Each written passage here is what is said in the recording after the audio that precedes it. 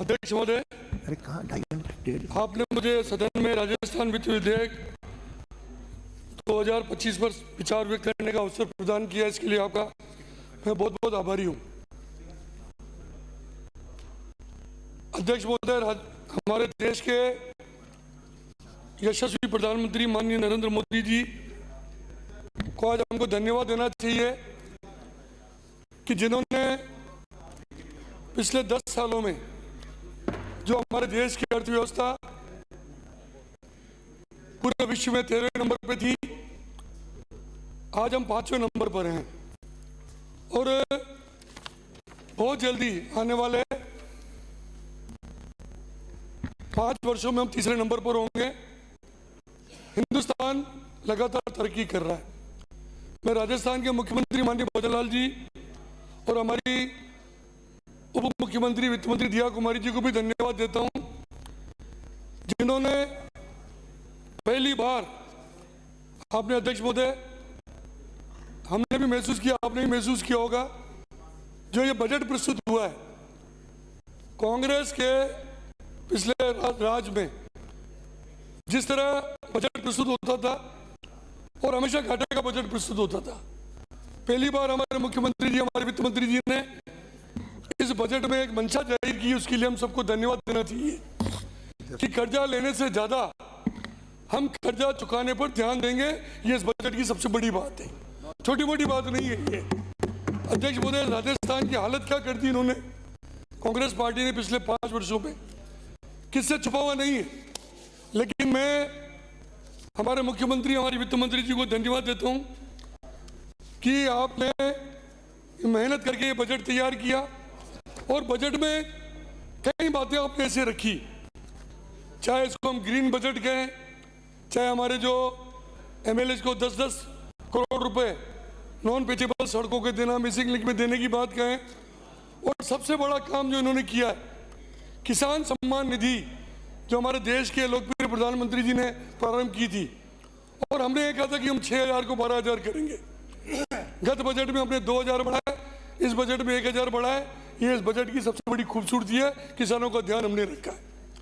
अध्यक्ष महोदय, संशोधन होना चाहिए, अभी अनिता जी ने भी कई बातें कही, लेकिन जिस तरह राजस्थान पूरे विश्व की कोरोना महामारी के बाद स्थिति खराब होती जा रही है, अर्थव्यवस्था, और अर्थव्यवस्था को कैसे कंट्रोल में लाया जाए। और मैं तो समझता हूं कोरोना महामारी के 2 वर्षों के बाद जो 3 वर्ष कांग्रेस पार्टी ने राज किया, वो कोरोना से बड़ी महामारी थी इस राजस्थान के लिए। उन्होंने और राजस्थान की अर्थव्यवस्था को खराब कर बैठिए बैठिए माननीय सदस्य आप बैठो। हरिमोहन जी विराजो। आप हरिमोहन जी, हरिमोहन जी, आप विद्वान हैं, ध्यान आया सबको। आपने इस राजस्थान को और हिंदुस्तान को जब जब भी राज किया, हरिमोहन जी, सत्यानाश कर दिया इस देश का। आज हम कर्जे में डूबे हुए, उसकी जिम्मेदारी कांग्रेस पार्टी की। अरे आप विषय पे। अध्यक्ष महोदय, हमारा लक्ष्य 2030 तक राजस्थान की अर्थव्यवस्था को $350 मिलियन तक पहुंचाने का रखा गया है, जिसके लिए हमारी सरकार पुरजोर प्रयास कर रही है। निश्चित रूप से इस बजट में जो कहा गया है, उससे हमारा लक्ष्य $350 मिलियन तक पहुंचेगा, इसको कोई रोक नहीं सकता। लेकिन अध्यक्ष महोदय, आपने देखा होगा इस बजट की जो खूबसूरती है, जैसे मैंने बताया, किसान सम्मान निधि हो, ग्रीन बजट बनाना हो, एमएलए के द्वारा कई काम कराना हो, स्टेट हाईवेज हो, बाईपास रोड्स हो, फ्लाईओवर हो, एलिवेटेड रोड्स हो, आरओबीज बनानी हो, आरयूबी बनानी हो, ब्रिजेज बनाने हो, इस तरह के 5,000 करोड़ से अधिक की लागत के काम इस बजट में हमारे माननीय वित्त मंत्री और हमारे मुख्यमंत्री जी ने किए।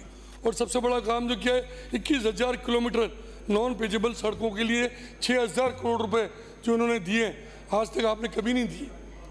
और आज आने वाले समय में राजस्थान की जो नक्शा है, पूरा राजस्थान का नक्शा बदल जाएगा।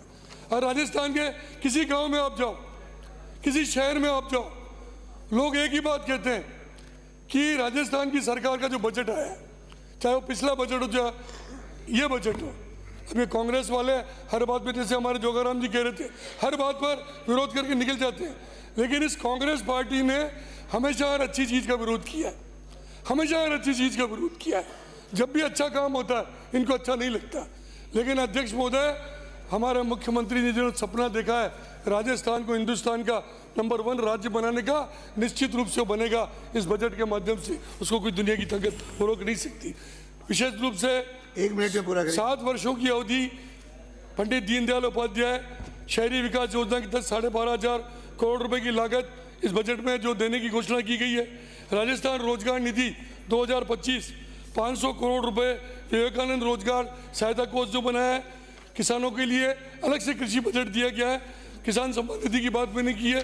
ये जो बातें हैं इस बजट में मैं सराहना करता हूं और मैं समझता हूं आने वाला वर्ष हमारे लिए, राजस्थान के लिए एक बहुत गौरवशाली वर्ष होगा, विकास का वर्ष होगा। अब जूली जी भी आ गए हैं, जूली जी भी बता सकते हैं इस बात को कि जिस तरह बार बार विरोध करके निकल जाते हैं। मैं जूली जी आपसे निवेदन करूंगा कि राजस्थान की बजट की सराहना करो। मैं अंत में इस प्रस्तावित विधेयक राजस्थान वित्त विधेयक 2025 जिसे मेरे द्वारा 3 माह के लिए जनमत जानने हेतु परिचालित करने हेतु जो प्रस्तावित किया गया था उसे मैं वापस लेता हूं। दोनों